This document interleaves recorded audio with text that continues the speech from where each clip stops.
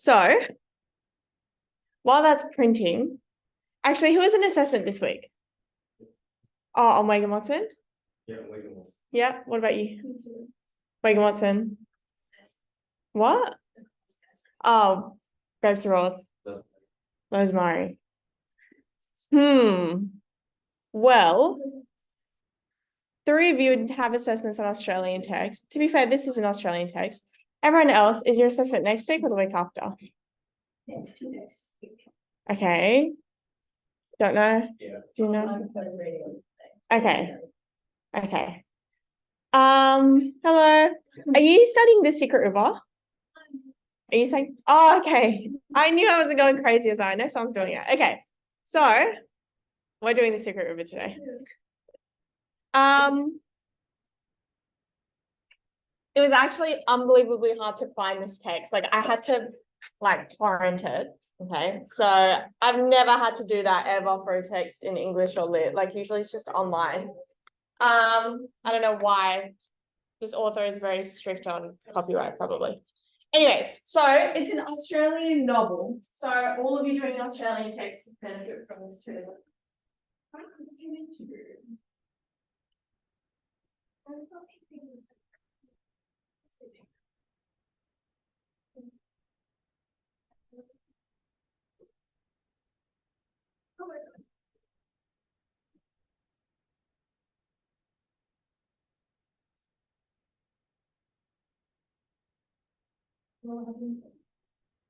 friend said, no, my friend said they're like on concert with another friend, and I kept wondering, yeah, and now we're like collaborating, and we're like, yeah, I don't even know how to think this. Right.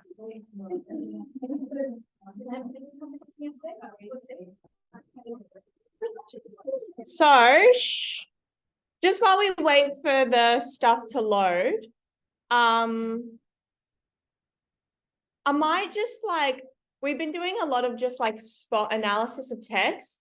I mean, that's what we've been doing every lesson. I might just kind of remind you guys about general essay close reading structure today. So this is prose. I really wish I bought my waste paper because I did prose close reading, but I didn't. So I just have to rely on my memory. So prose close reading, in my opinion, is the easiest. I think that should be everyone's preferred text to do in a close reading. The reason why I say that is because characterization and setting are the two conventions that everyone knows, and as long as you talk about it in your close reading, you'll be fine. The only reason why you wouldn't do prose close reading is if you aced a novel that you did in school. Okay, if you did pretty much relatively well across all your texts, relatively the same mark, I would say try and do prose close reading. It's just so easy to understand what's going on, whereas with poetry it's you might just get a poem on the day where you don't know what's going on. Drama is not bad. But sometimes with drama, there's not that much because all you get in drama is dialogue. So you can struggle to analyze it. Whereas prose close reading, super easy. So let's say you get a prose text like this. Obviously, it won't be this long. Already in your head, the default should be, okay, this is the easiest way I can do a close reading on this, is find the main character. Who do they depict? And make that paragraph. For example, what's a close? I'm not doing a close wrong. Let's say a Hunger Games. I just don't know why I always use this example. Anyway, so the protagonist is Katniss Everdeen. Who does she depict? She depicts a, I don't know, rebellious young woman in a dystopian society. Okay. So you want to make this is the crucial step, this who they depict, because the way you define the character and who they represent in society determines what ideas you can talk about.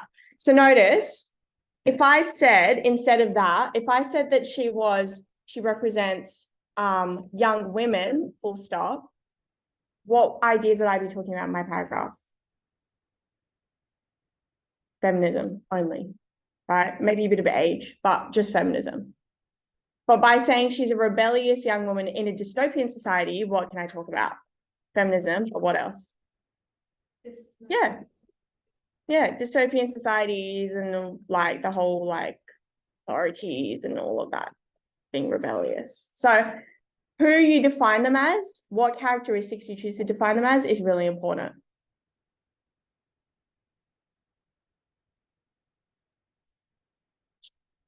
So I would define her as that.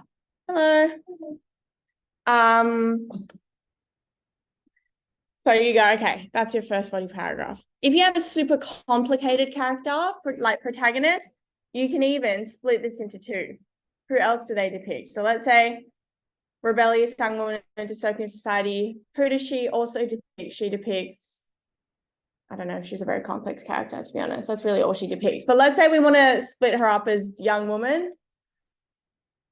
And let's say we want to split her up here as being also representing just youth in a dystopian society. Okay, so you can also split up your character, like do two body paragraphs on that character. Okay. And then your third paragraph, you can either do another character or you can do a setting paragraph. Quick note about setting paragraph. These are really easy, but you have to do them right. So you have to be saying something about the setting. You can't just say, this text is set in, where's Hunger Games? Yeah, like this, this text is set in futuristic America. And then it's really bad if you spend the whole paragraph, your evidence and your analysis, just shows, this proves that the setting is X. Okay.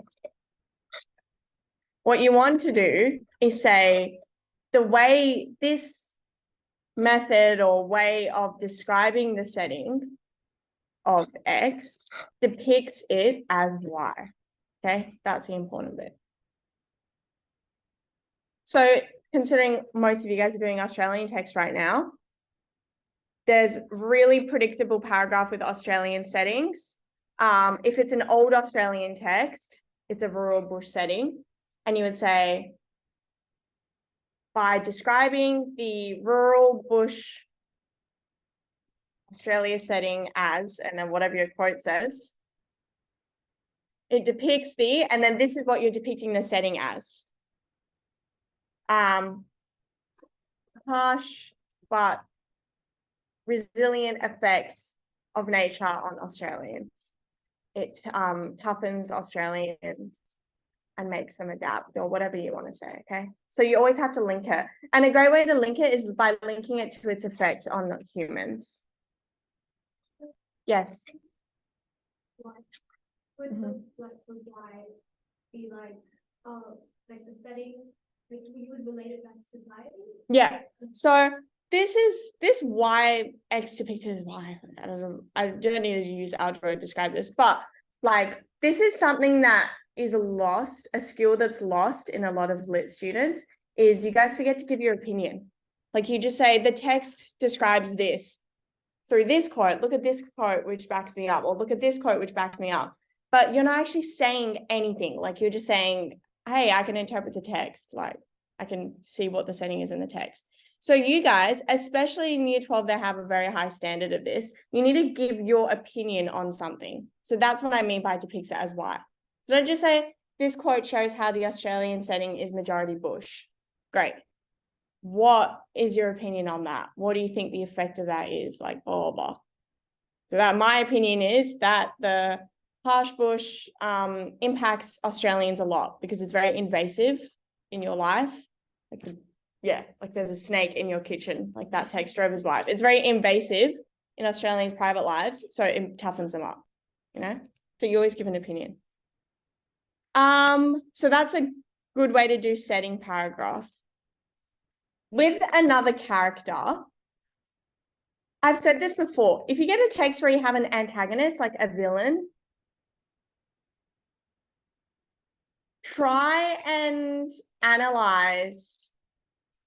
Don't just like blindly criticize them as a villain. Try and like play devil's advocate a bit.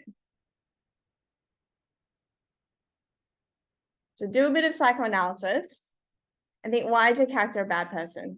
Okay. So 9 times out of 10, it'll be because they are a product of their society, which is blah, blah, blah, blah. Yeah. Okay. Or you can say, you know, the fact that they're super aggressive, blah, blah, blah, reveals how they are very restricted and tortured by whatever it is, gender expectations or family dysfunction or whatever they are tortured by, brainwashing by the government. So try and empathize with the bad person a little bit. President Snow. President Snow showed children. Yeah, well, President Snow is true, actually. I don't know how. Huh? Yeah. Yeah, if you get a backstory in your close reading, they'll give you one. They give you complicated, like, close reading texts. So does this make sense? This is why I think prose is so easy. Whereas with drama and poetry, it's just like roll of the dice, whatever you get on the day. Your paragraphs could be completely different. Yeah, no. Yeah. So you have to do it. That's unfair. Oh, okay. That's annoying. Yeah, sometimes they make you do that, but you're year 11, right? Yeah.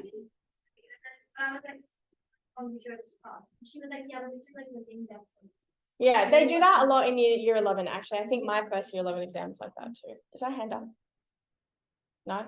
Okay, I'm going to get the other booklets and then we can start reading the text.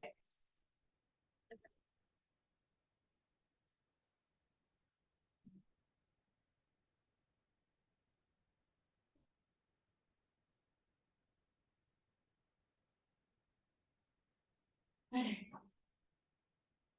1, 2, 4, 6.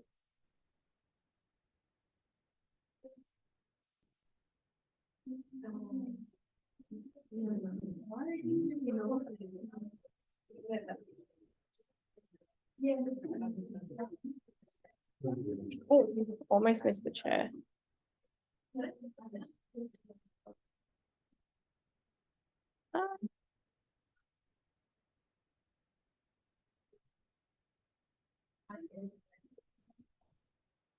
Right.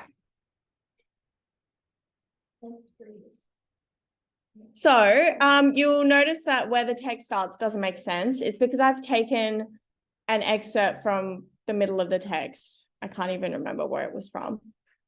And I just like chucked the title page on there so that you knew what text it was. So usually we start from the start of the text. The excerpt I give you guys is from the start of the text, but this one, the start of the text wasn't really that. It wouldn't make sense to you guys what the main idea was. I'll just give you a bit of context about this text before you start. Well, let me just see when it was written.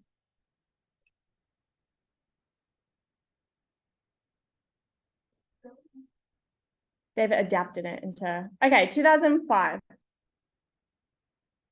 So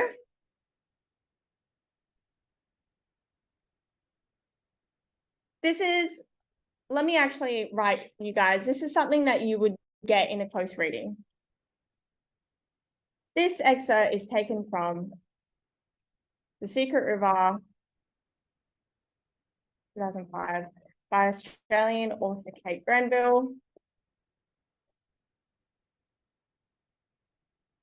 It follows the story of, what's the main guy's name? William what? Oh yeah, thank you. Follows the story of William Thornhill, who experiences the initial colonization of Australia. of Englishman.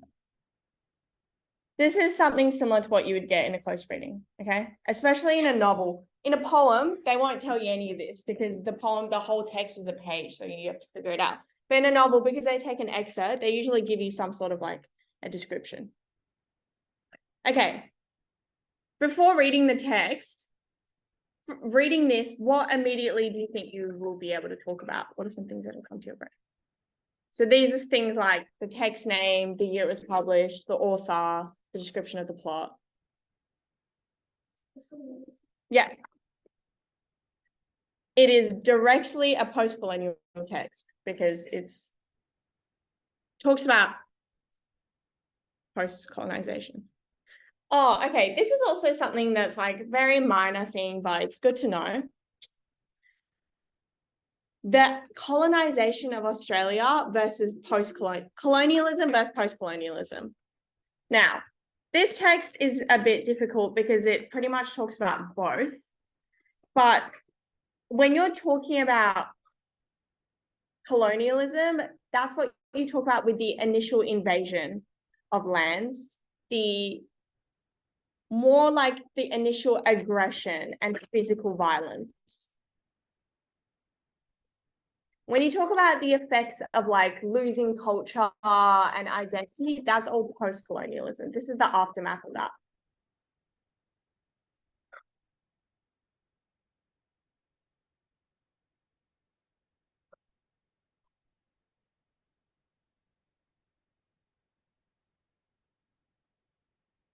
So if you're analyzing a part of the text which talks about the initial colonization, then you talk about colonialism.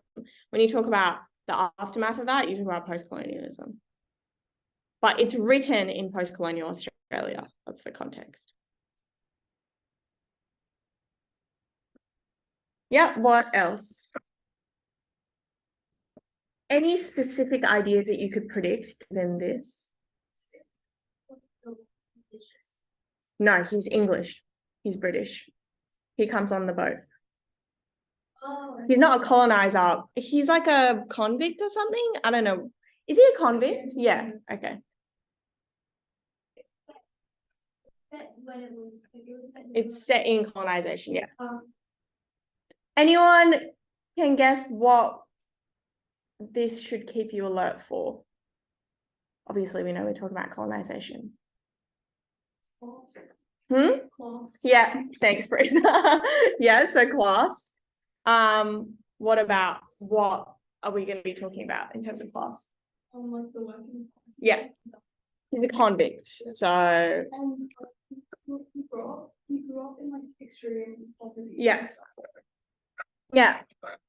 And why is that an interesting, this question's to everyone, not just Prose. Prose is studying this text, so she'll have all the answers. But you guys guess from fresh eyes, why is this an interesting person to make the protagonist? Something else about him is interesting. Think about usual texts that you guys read about post-colonialism.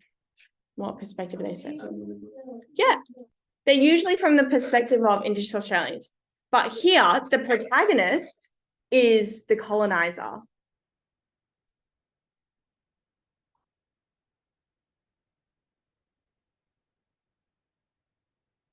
So that's like writing a text about like Nazi Germany and making the protagonist a Nazi. Okay. So it's like, that's done very purposefully.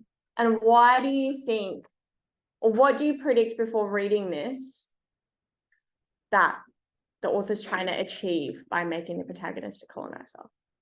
To inform, maybe not so inform people about the suffering of Indigenous people, Mm-hmm. but like by showing it through like colonizers, that might not be brought into that idea. Yes. Yeah. Perfect. So she's depicting the suffering of Indigenous people through the gaze of closed-minded British colonizers. And by doing that, it's kind of like portraying that through a lens, which, you know, closed-minded readers might have. So what I mean by that is if the main character was an Indigenous person, the message might be less accessible to like racist people that read it, you know, but it almost like reels in the audience that it's trying to target by making the protagonist someone that's relatable to colonizers or imperialists or I don't know, people like that. Then it's directly trying to inform them about colonization by putting it through their language, if that makes sense. Because like it's kind of like mixing that and sauce together. Mm-hmm. He was like from a lower class, and so he didn't really get say on how they colonize Australia. Yeah. So that is the second effect of that, of this protagonist.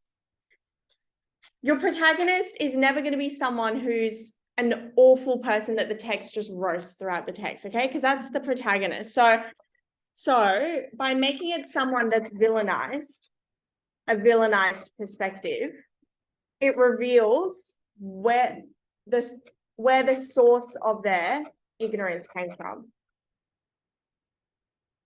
So you literally get to like peek inside this guy's brain and think, why does he think like this? Okay. What else do you notice about the author? She's a woman and she's white. Okay. So her being a woman is like, okay, maybe there will be some gender stuff in there. But her being white as well is important because it's kind of showing what the white perspective can. I have no clue. She wasn't here when I came. What the white perspective can learn from colonization, pretty much.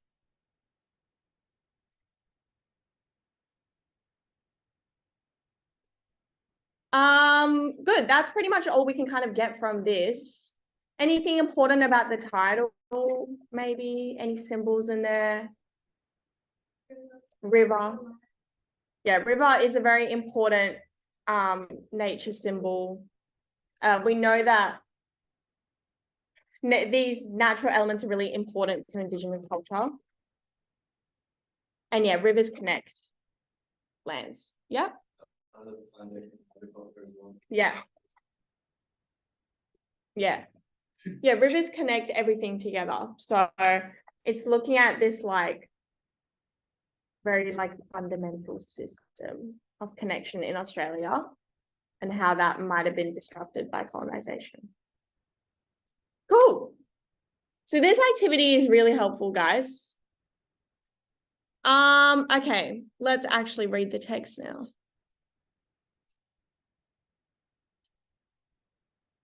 Okay, we'll read together the main bits. And I'll show you some things that I like, the bits that you don't need to look at. Obviously, the first sentence where it starts halfway, don't need to analyze that. And then at the end, after the I don't even know what that's called, this line break or story break or whatever, you don't really need to read that.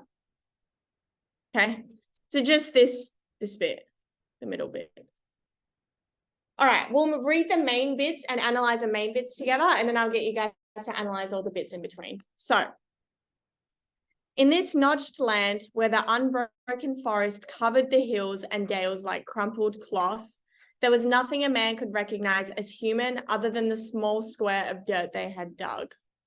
He could hear the blood pound in his ears, his breath coming in and out of his chest. All right, this is setting. What's important about the setting in this sentence? Think about the adjectives. I've never seen anything being described as unbroken, all right? Why is it weird that they were unbroken? Yeah, true. So maybe it's emphasizing the fact that this natural forest is surprisingly not broken.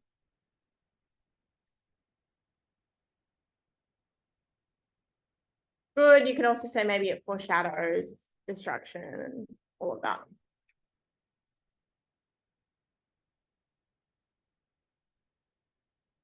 What else is an interesting way of describing the setting here?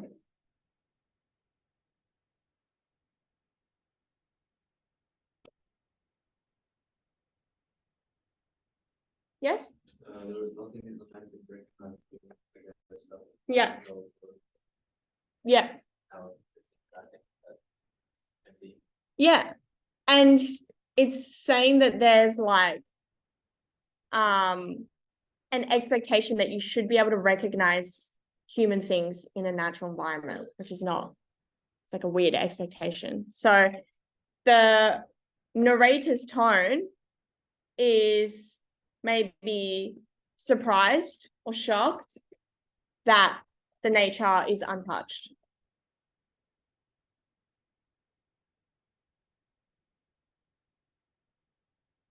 Can someone also tell me why it could be that the author wrote hills and dales like crumpled cloth? Why did the author use this simile? Why? That's an interesting way of comparing hills. Think about who the narrator is.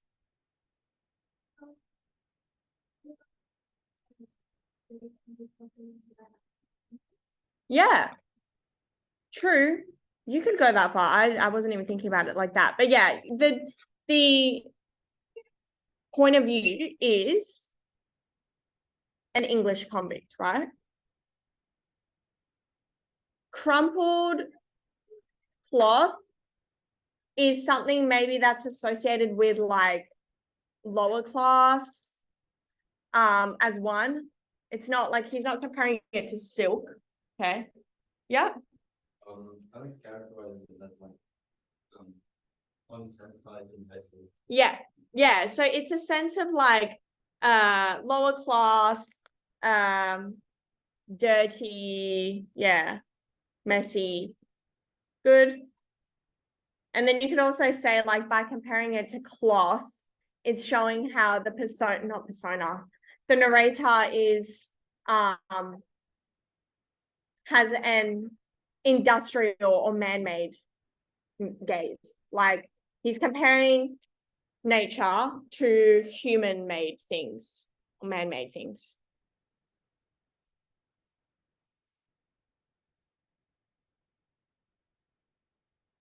So always when you do these setting exercises, guys, always like, where is it here? Always like read the setting, think, okay, what actually is the setting? Like simply here, it's a forest, okay? So then think, okay, why did the author embellish this description with all these random adjectives and figurative language and personification and all of that? Everything has a purpose.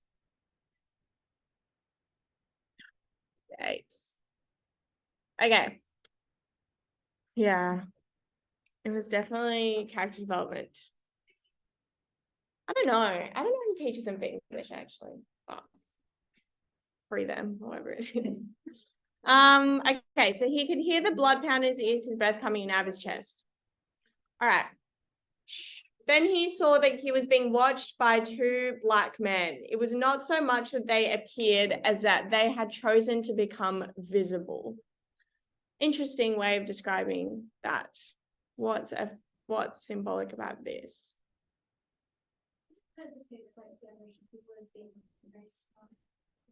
Yeah.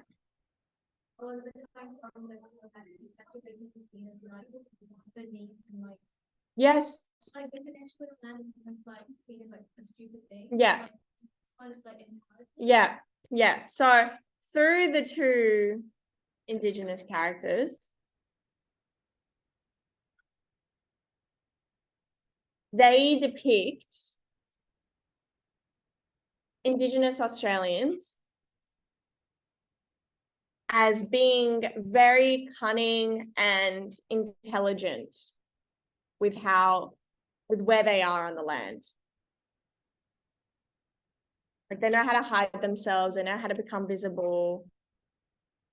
They had made themselves comfortable. One had a foot wedged up against the side of a knee, balancing on his spear, so he was the echo of the angled branches around him. The other squatted as still as a boulder. What else is important about the way they're described here? Yes, one with nature. He was the echo of the angled branches around him. That's really important. And the word I would use to describe it is echo. That's the important word there. So symbolism of echo as depicting the unity between Indigenous Australians and nature.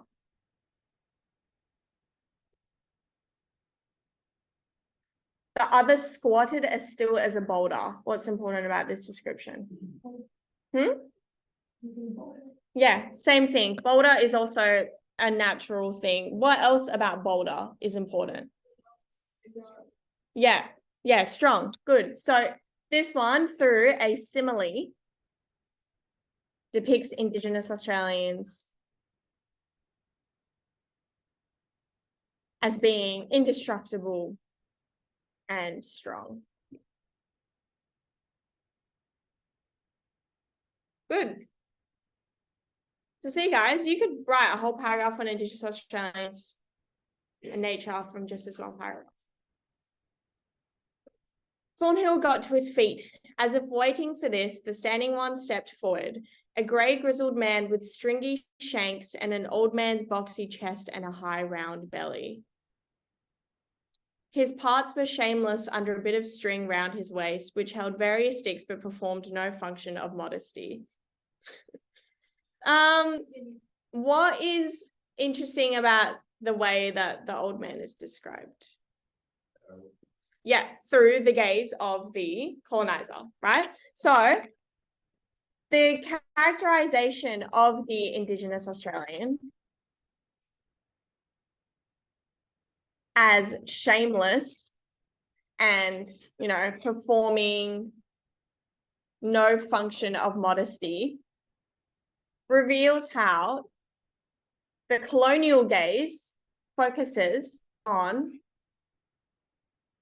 very shallow values of modesty and humility and all of that. Right? Like you're in the middle of the bush, but this guy's I don't know, focusing on that. Yeah.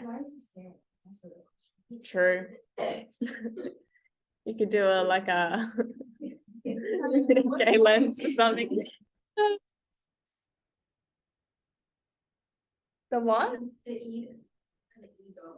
Oh, id, ego, super ego. Yeah, sure. You could definitely do. So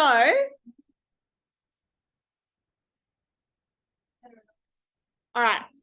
Yeah, so this is what you would say about that. So guys, we're in a text like this where the protagonist is an interesting perspective to use.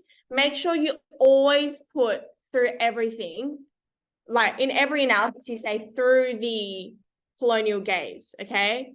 Or through the narrator's point of view of X, okay? Make sure, because if you leave that out, then it almost can sound like you're saying that, which is not good. All right, the other one stood up as big as Thornhill now that he was at his full height, a younger man in the prime of his strength with a shock of hair held off his high forehead with a band of fur. The chest and shoulders of both men were ribbed with rows of scars that gleamed pale. What's the effect of this? Really think about it. It can have multiple effects.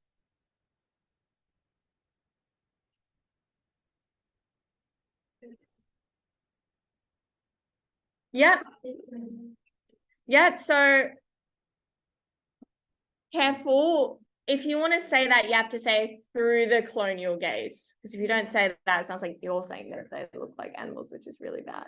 But you could just say it depicts their scars, it depicts their battles in the harsh landscape, maybe.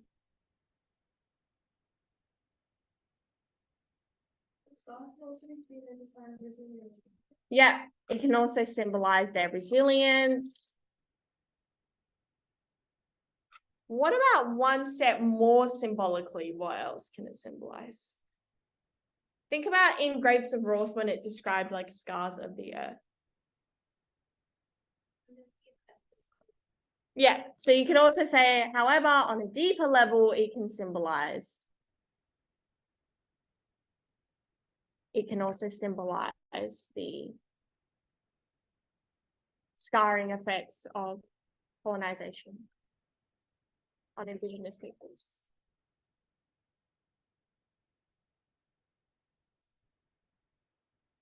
They held their spears as if absent-mindedly. He could not read their faces. Their eyes were hidden in the shadows cast by their heavy brows, their mouths large and unsmiling. They stood square onto him fearlessly. The moment was theirs. What is important about the way that he describes them? What techniques are used in this sentence? What's it called when you describe someone by like small features? Yeah, synecdoche. So here there are multiple synecdoches of eyes, brows, mouth.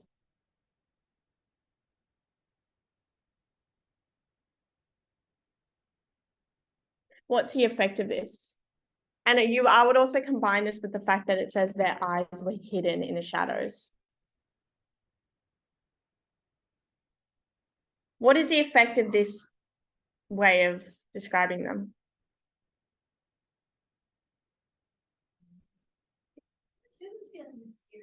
Yeah. And this is once again through the colonial gaze, right? So think about if it was an Indigenous person looking at a group of colonizers, they would probably have this perspective of them. They'd be like, you know, they all look the same. They've all got these like gray eyes and like white hair and all of that. Whereas this colonizer is looking at two Indigenous people and he's kind of like grouping, yeah, their eyes were hidden. It's like a very detached way of describing someone. Yeah. Describing them as the opposition. Yeah. Well, if anyone post-colonialism, this would be a great sentence to use. It depicts the othering of Indigenous Australians.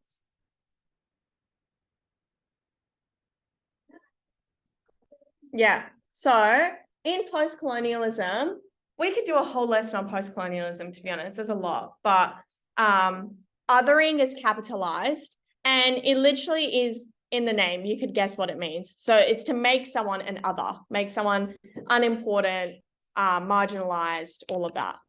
I'd highly recommend you guys use this language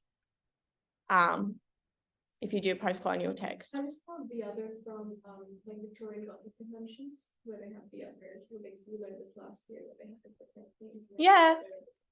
Yeah, true. That's the othering used for a different reason. It's not for colonization, it's for like Gothic conventions. Yeah. Mm-hmm. These alternatives as well. What's that? Pretty sure it's like similar. Let's have a look. Like this?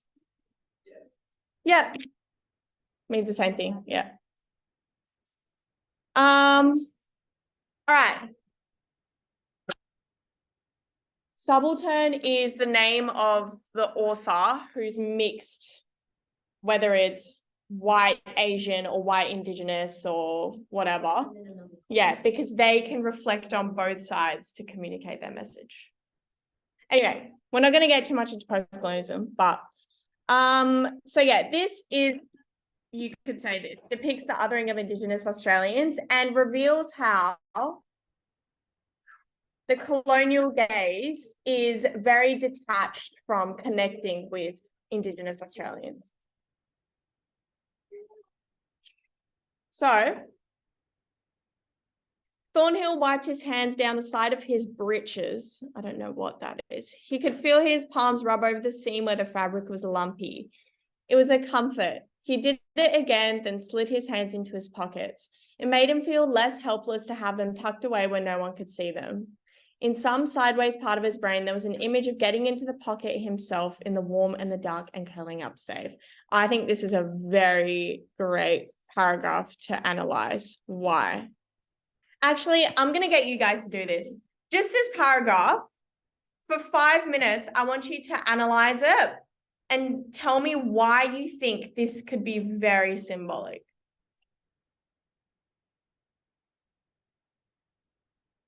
I'm going to do the roll.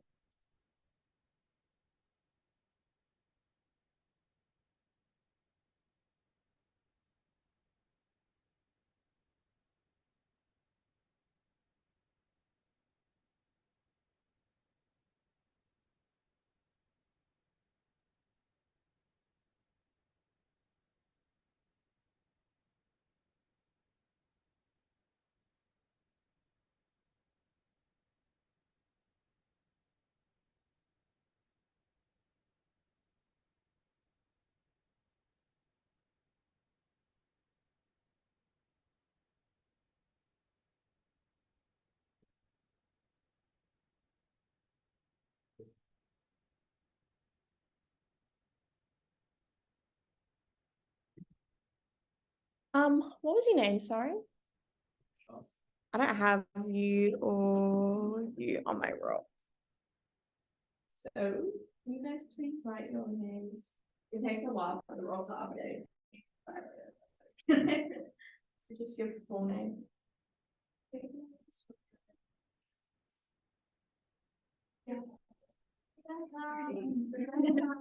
Stop. Yeah, come on. Good job, we love you. Thank you. Good job. Few more minutes. No. I always get that question. Even my English class, I'm like, Miss, why do they get to keep their cameras off? Like, oh, wow. So we have to show our Right. faces. True. Yeah. Oh, here we go. She said, I'm sorry, Queen. No, I'm very against forcing people to turn their camera on because, huh? Yeah. Yeah, I've never had the experience. I actually want to. Like after your English class, your other methods class, you just like come and sit there. Like I don't know if I would in my free time sit in on a minutes class, but maybe one day. Yeah, true. I think it'd be fun. Maybe 10 minutes or something. I'll sit and see. Your space, you'll have to stand and see. So Yeah. it's fine. I've probably forgotten everything. Space in here he tells us that we're useless and like we need to like. Yeah, he's got a very bad cop way of teaching, which is fair. I mean, it works. Even if he acknowledged it though, he was like, oh my god, if I was a real teacher, I'd probably be fired. Yeah. Well, with some students, that's the only way they'll listen. Yeah. It's like if you shoot them down.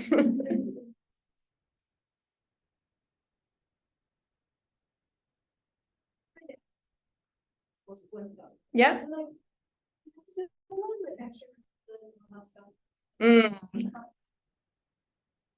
Beef up my application to get into law? No, it's pretty easy to get in, but it's only hard once you're in because like with like med and dent and all of that, as long as you pass the degree, you'll have a job. Yeah. But in law, everyone's like, you need to work and you need to like get experience and do stuff outside of uni. You need to be switched on. Like you can't just like sit absentmindedly in uni and like pass all units and then expect like a great job. Okay. Yeah. But it's not that bad. Like Yeah, no, that's fine. Because like I was just thinking, because I only do like 1 or 2 like extracurriculars that I could like write that much. yeah. Like, outside of school. But then I was like, No, in school it's fine. As long as you do like something in school, like you could do like yeah, that's perfect. That's like all you need to do at school level is fine. What about med? Can you go through some med? I don't know actually because No. I would say no, yeah. Because I'm gonna drop next week. But people that It's not test to compensate. There's UCAT, Tasker, and your which kind of Yeah, surely they wouldn't. Yeah. do more than that. but I know people that like try to do GAMSA, and if like for GAMSA you might have to, Yeah, but I don't know. I don't want to go against it. Yeah. Yeah. All right. Is everyone done with this or you want a few more minutes? Done, few more minutes. No. Guys, shh. Oi. No, stop talking about med. We're talking about this again. Shh. Is everyone done with analyzing this paragraph? Yes? Okay. What is important about this paragraph? Anyone? Yes? True, but what is the motif that's going on? And 2, how is it symbolic? Yeah. Have you lost your voice? Oh, I feel for you. Every time I get sick, I lose my voice too. Oh, well, it's fine. Don't worry. Yes.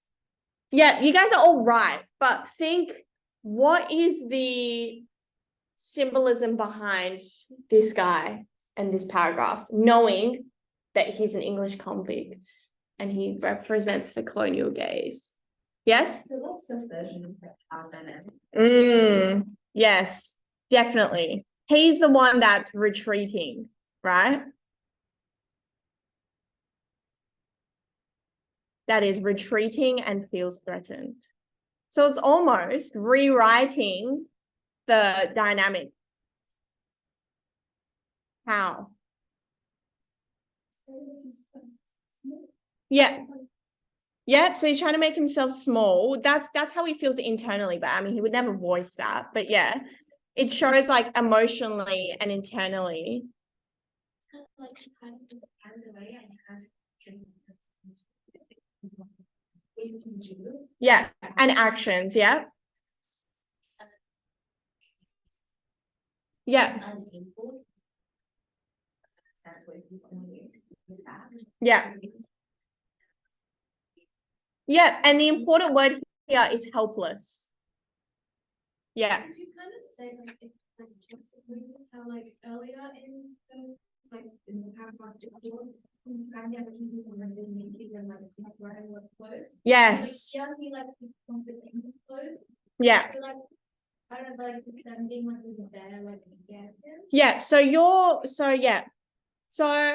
guys, whenever that was perfect, but then you need to stop and think, how do I phrase that analysis for it to make sense to the marker? So what I would do first with your thing is talk about the symbolism of clothing as being a blanket, a security blanket to Westerners, right? And so this motif of wanting to hide behind clothing depicts how the Indigenous Australians are more comfortable in who they are.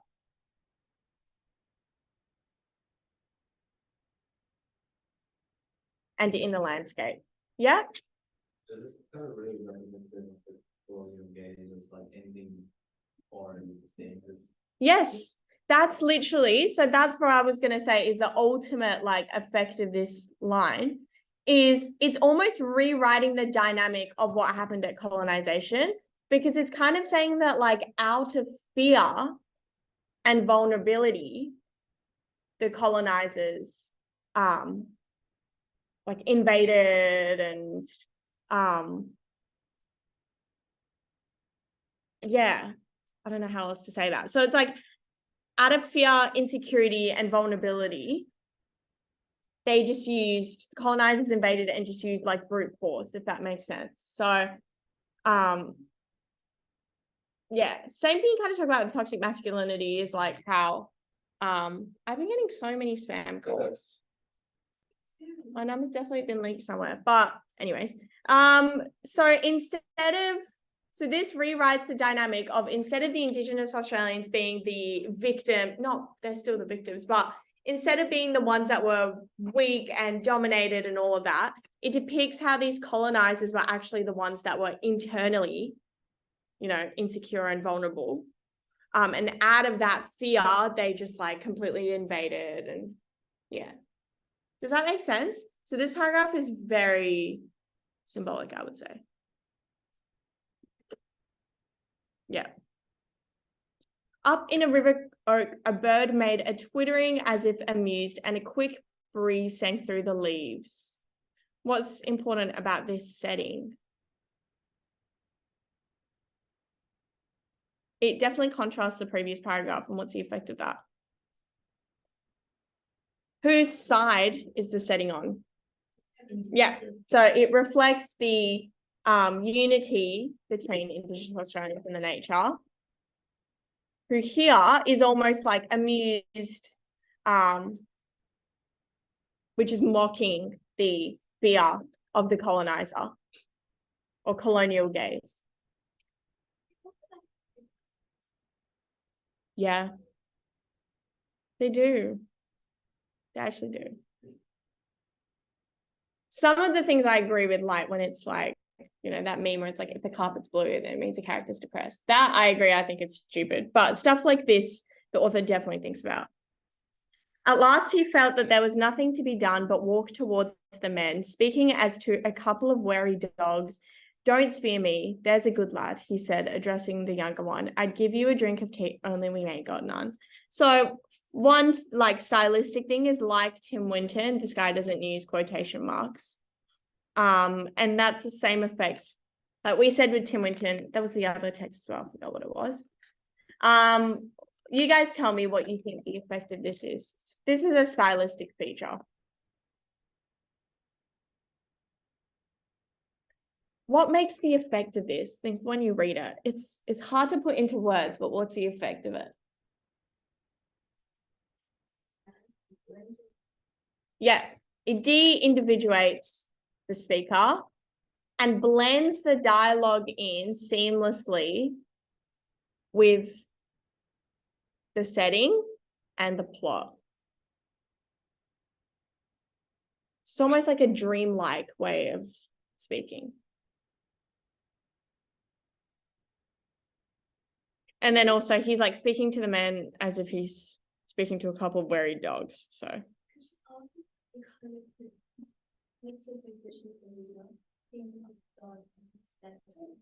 so you don't really sympathize with the parties, you're just an observer watching these. true. So the way you would say that is it separates the dialogue from the characters. So it's more, the dialogue's more of like social commentary. It serves more as omniscient, actually, that could be a good way of saying it. Omniscient commentary. There's this omniscient voice just speaking this stuff. But the old man cut across his words as if they were of no more importance than the rattle of wind in a tree. So once again, here you could talk about unity, because all of the actions of the Indigenous Australians are always compared, or through figurative language, compared to nature.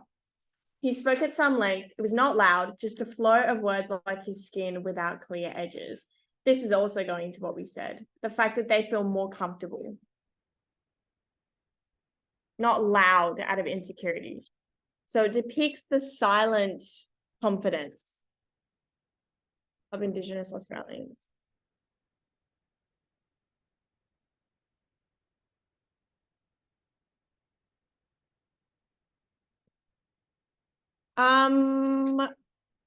Right. So that's the first page. It's quite a few more, but I'll just get you guys to spend 10, 15 minutes now analyzing this page. A lot of the ideas you'll get will be the same ideas that we've already established here. So maybe just highlight it and then like, this is actually really good technique as well in close readings. Once you kind of like read the first half of the text, and you've kind of like you've got 3 ideas and now the ideas just keep repeating, like create like a code. So like, let's say if one of our ideas is Indigenous people being united with nature, put like the code as like N. And so that way, every quote that you find that's good, you just highlight it and write like N next to it. So now you know it goes into that idea, okay? Instead of having to rewrite it over and over again. So yeah, just spend the next 10, 15 minutes analyzing this next page. And you can either group the quotes into what the ideas we've already discussed, or you can come up with any new ideas if they appear in that page.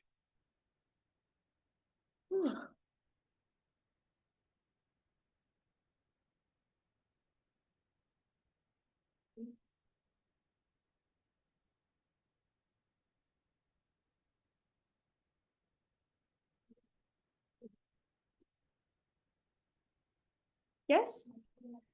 Yes.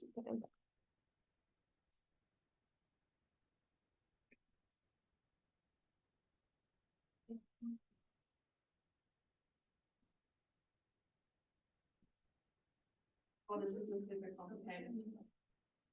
Right? This is the one with the, yeah. Yeah.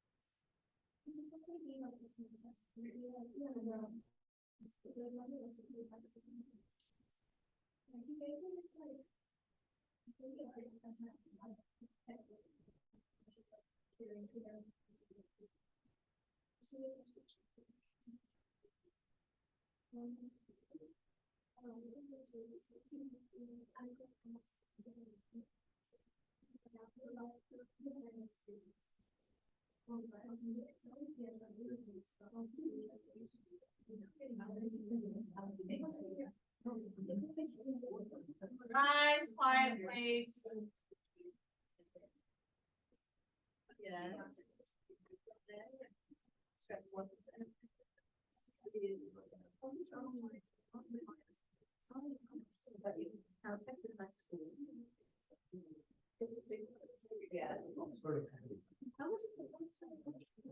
Guys, come on.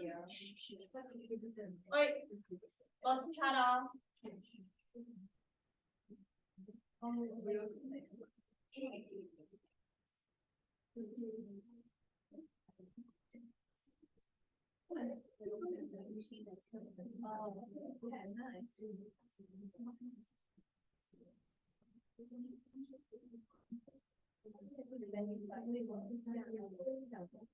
Guys, quiet. Wait, see one second.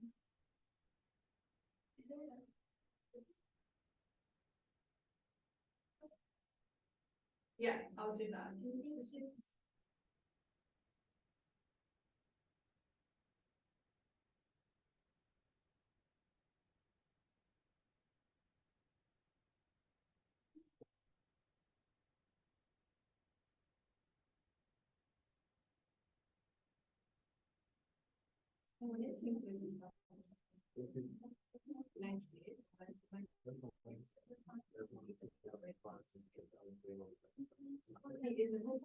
He was like, he's not fine about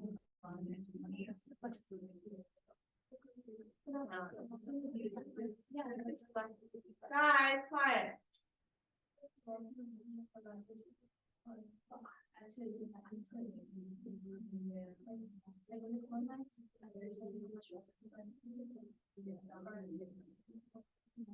That's what it says in my little. Subaltern is a person that, we'll look it up, but it's in a employment context. Yeah, I wrote it in my study. If he says not, yeah, but maybe it's because Wagamon is less in the ecological planet more towards the colonized. That makes sense. Yeah, maybe that's fine. Guys, come on, wait. Girls. Make sure you're doing your analyzing.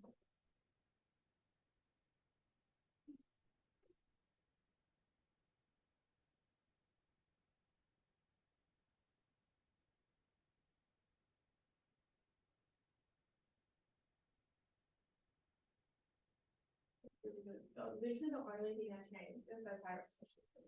The thing I changed is like I added some more specific techniques. So like for example, Earth Mother, I said the capitalization and hence institutionalization. Oh, okay. And I said, for this one, it was the voodoo jacket was perpetual black green. I said that was the green. Oh, but other than that, your actual ideas and analysis were good. Complicated one. Generalizing the body parts are coming along, and I see the cut them down. Okay. Let me try that.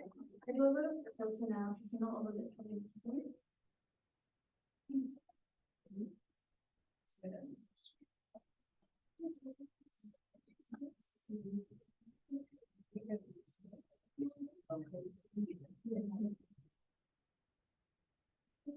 Where am I reading from the best one? Is this whole one paragraph? That's considered right, I was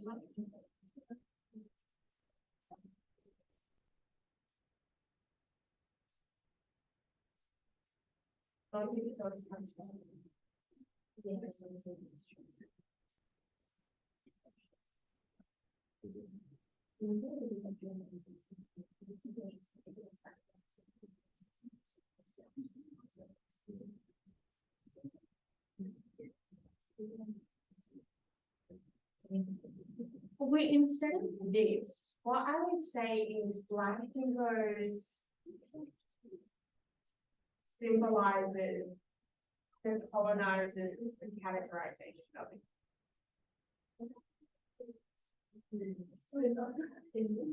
Reducing them down to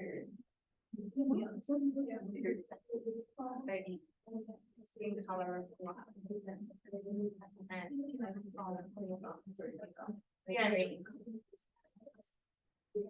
Guys, wait, girls, please.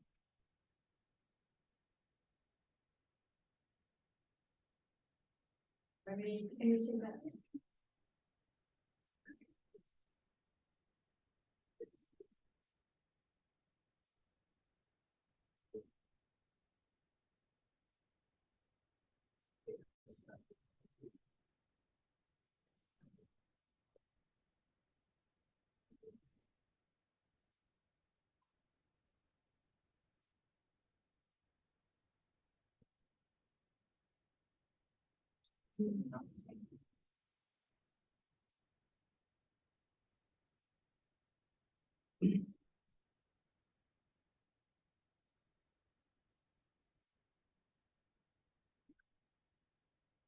Okay, the reason why you have a lot is it's all in one day. So you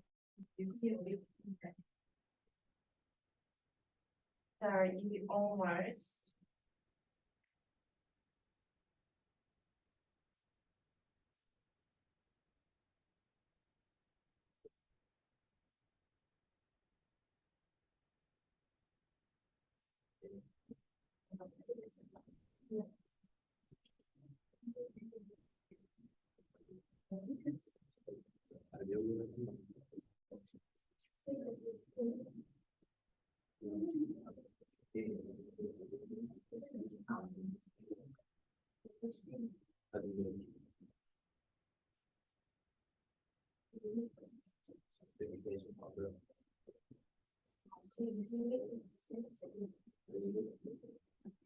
Because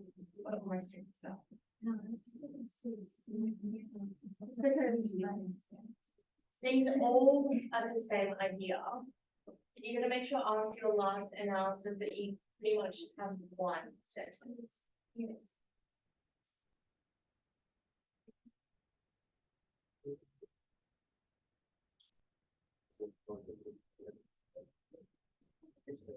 So I would say hence, what's in conveys has despite the information about it. Or like, yeah, that just simply in Australia will always be that itemized to make supernatural. That's it. Yeah, I mean, so like.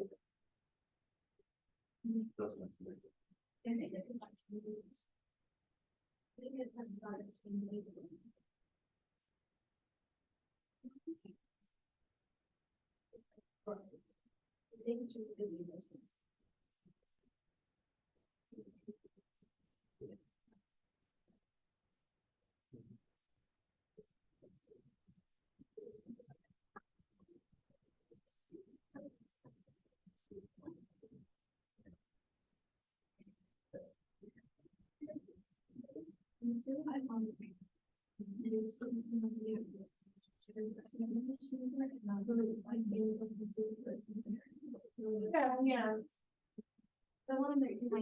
Yeah.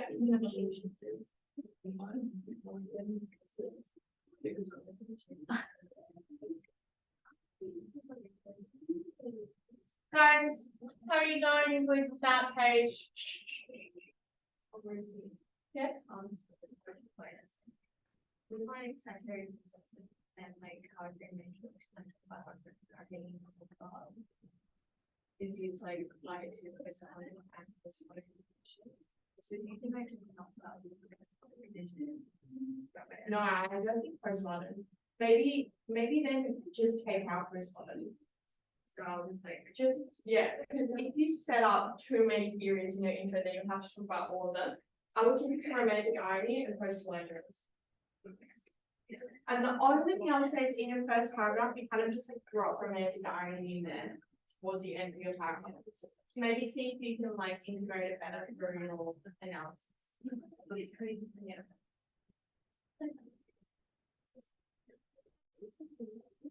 So should I remind that it's in the no, keep it in the intro, but refer to it in the first like paragraph. Oh, maybe it is.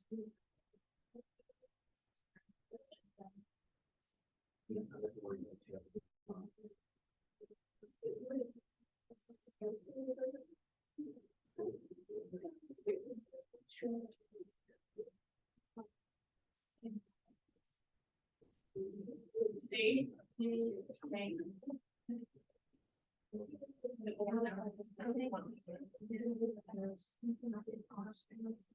Maybe someone in the answer to that is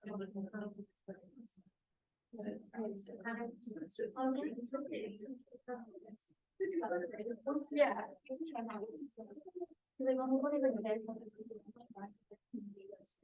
I'll have to go through this. Your ideas are really good. You just need to apply it now. So try to limit yourself to like 3 sentences analysis. All right. So, what were the key highlights of this page? Did anyone find any new ideas or ideas which were developed in a more specific way in this page?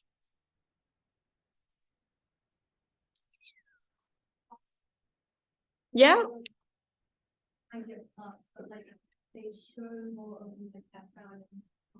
Yeah. Any specific quote? I think one of them was thinking about like this emotion explaining stuff, and he was like, he began to feel like an imbecile. Yeah. Yeah, good. Yes. It's kind of like a colonial foreign spreading their egocentric views that they're early intellectual. Yes. In that quote, did you say? Which quote? Yeah. And you like also try to be like a gentry. Yeah. Yes. And guys, this is I would say the whole point of this entire text, actually. The whole moral of the story. This guy is a convict. He's the working class, lower class, I would say, but convict is not even working class. He's the lower class of England. And now when he's come to this new land, what does he try to do? Yeah, assert dominance. He's trying to like falsely and artificially create. That's what a hegemony is, okay? So let me explain hegemony for people that don't know what it is. Here. So everyone pay attention to this quote. Shh, girls.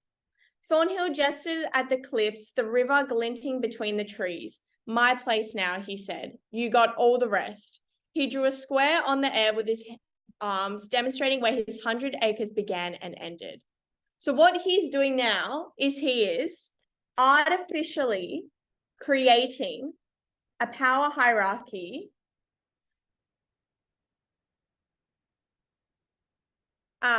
where the lower class of the colonizers can self-source their own power. And how is he able to do this?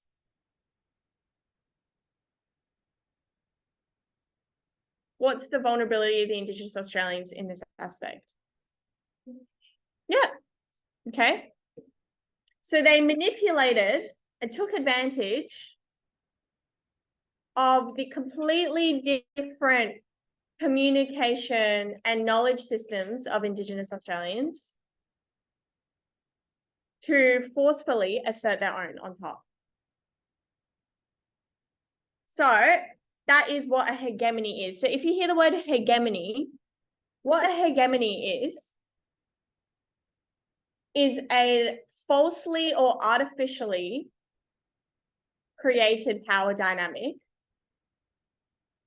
where the people in power kind of like source their own power. That's like literally the only way you can say it. Yeah. So they brainwash people into thinking that they are naturally inferior to them. Yes? Whenever you look at things, can you also like apply that to like natural power structures, like for example, the teacher's chair? Like, Yeah. no one sits in the chair because Yeah. Yeah. It's for any, you can look at hegemony with gender. You can look at hegemony in religion. Religion's a really big one. People do that with in the crucible as well. You can look at it in any situation. So this is something that they introduce you to in year 12, where every idea and concept, be it gender, class, race, environment, the reason why some people are weaker than others is because people have turned different characteristics into a way of categorizing people based on power. Does that make sense? Yeah. Yeah, some people say hegemony, some people say, my teacher always said hegemony, so that's what I say. So this is the whole point of the entire text. So really, if you've been clocking out the entire lesson, as long as you take this away, this is a really complicated idea. That is the whole point of the text. So then think about it logically. This person was a convict, came, and now he's saying that, actually, no, this is my land, by the way. Like, he's trying to create his own power because he's taking advantage of the fact that the other guy doesn't even know what's going on because there's different languages. Yeah. He needs to humble himself. Yeah? Shh. Yeah. I was pretty funny. Yeah. Like in the last page, I'm pretty sure you refer to the indigenous people as dogs.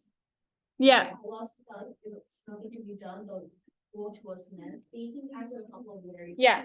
And now it's kind of like, roll over. Yeah. The guy doesn't understand. He's looking at him like. Yeah. So what's going on here is the difference in languages is being used to symbolize how these two groups just differ in communication. But what you could say additionally is it's the colonizer that's not even giving the opportunity to understand each other, because the Indigenous Australian uses gestures, okay? So you could say that implies how the Indigenous Australians were the ones that were trying to reach some sort of like agreement and all of that, whereas the colonizer or the colonial gaze is dismissive completely and rejects Indigenous languages, way of communication, beliefs, etc.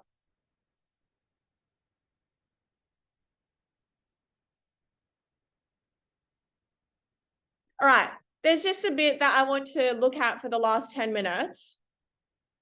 So his kids come out, his wife and his kids like pop out of nowhere. I don't know. Yeah, two very interesting names for children, Willie and Dig. I don't know if the author did that on purpose, actually. I reckon she did to have a laugh, but anyways. Just like a cheap insult, I guess. But anyways, so guys, if you look at the next page, did anyone read this far? Does anyone know what happens? Pretty much, his wife and his kids come, and then William starts really like shitting bricks. He's like, okay, what if they like attack my wife and kids? So what happens is, to try and prevent conflict, his wife tells him to give them pork and feed them so that they leave them alone. What do you guys think is symbolic about that? It's very degrading. Yeah. Yeah. So look,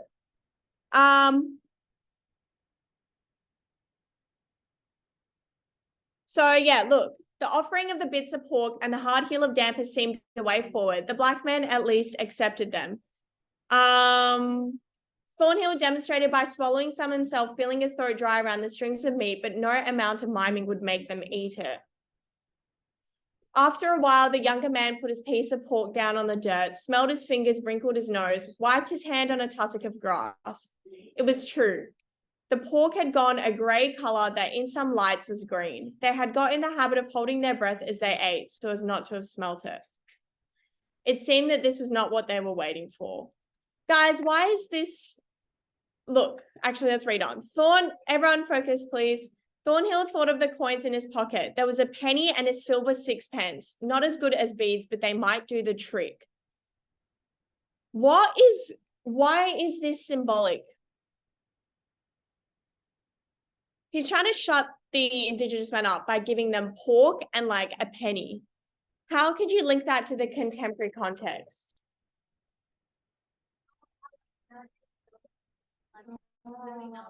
Yeah. Yeah. Yeah. Yeah. So this is depicting a colonial attitude that has been historically entrenched, where just blind offerings of things, of material things, will fix all conflict and segregation of Indigenous Australians.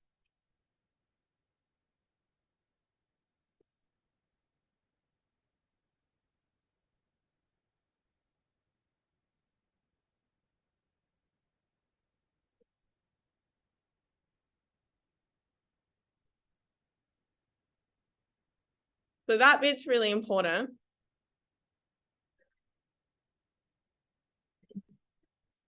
Yes. No, go.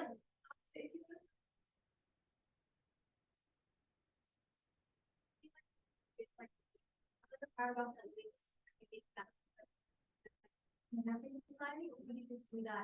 would just do that at the end of every paragraph. So this is, if I were to do an essay on this text, this is what I would do. So one, I would do one paragraph just focused on Indigenous Australians and how they are characterized as resilient and confident, whether that be within nature, within their culture, the descriptions of them as being like boulders and talking like calmly. You could do the symbolism of them being naked, but then that showing how they're comfortable in their own skin. Then I would do a paragraph on Australian nature and how it subtly provided maybe support to Indigenous Australians. And this is one through like that mockery, through the unity that they have with the Indigenous Australians and their moods. So their moods were reflected. And two, by providing such a challenging environment for colonizers. This whole text is about how this guy like really struggles to adapt to the Australian environment. Third paragraph, I would do in terms of like a relationship between the colonizer and the Indigenous Australians. I would even do this, 2 quotes from here. You can talk about how it's characterized by the colonizer asserting a false hegemony where they are, I don't know, where they source their own power. And then you could talk about this colonial attitude to, or that blind offerings will fix all conflict and suffering.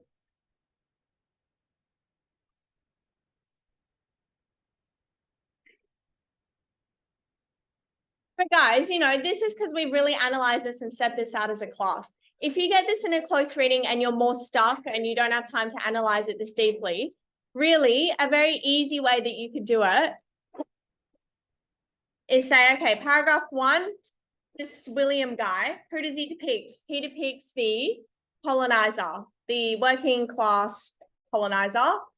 What are some things the text depicts them as? Having an ego, but also being very fearful internally. What's another character? You talk about the Indigenous Australians, the two characters.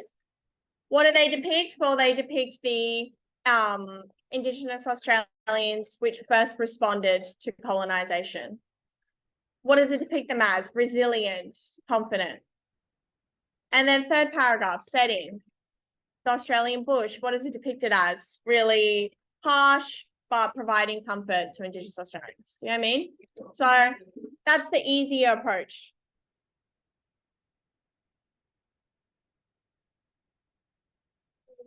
Yes.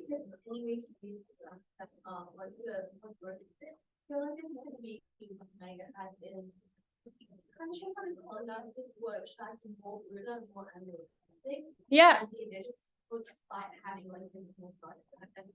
Yeah. Kind of like they're trying to hide from their own truth. Like, yeah. And the only way that the author's done that properly is by making the point of view and a colonizer, sorry. So that's the whole purpose of doing that, so that by reading his thoughts, you can think, wow, this guy's like really dumb. All right. Next week, we are doing Brick Lane. Who's doing that? Oh, yeah. What is it? A poem? Prose? No. Oh, novel. Okay. All right. I'll see you guys next week.